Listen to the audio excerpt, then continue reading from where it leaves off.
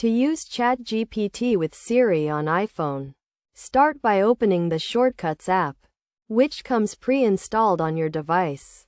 If you can't find it, you can download it from the App Store. In the Shortcuts app, tap the plus icon in the top right corner to create a new shortcut. Next, tap Add Action and select the web option. Then tap Get Contents of URL. In the URL field, enter the API endpoint for ChatGPT, which can be obtained by creating an account on the OpenAI website.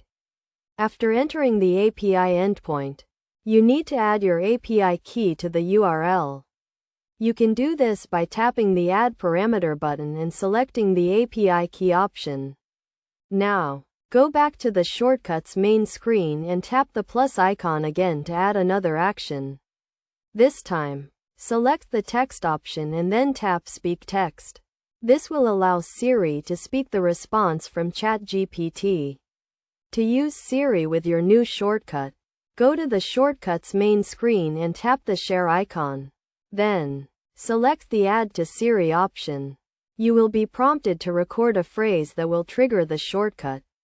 For example, you can say, ChatGPT, what is the weather like today? After recording your phrase, tap Done to save the shortcut. Now you can use Siri to interact with ChatGPT by saying your trigger phrase. For example, if you said, ChatGPT, what is the weather like today? Siri will activate the shortcut and speak the response from ChatGPT.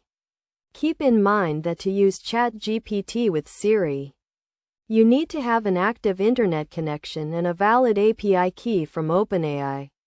Also, be aware that using ChatGPT may incur costs depending on your usage.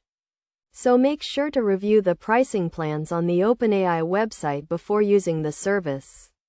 By following these steps, you can successfully use ChatGPT with Siri on your iPhone, enabling you to access a wide range of information and tasks using just your voice.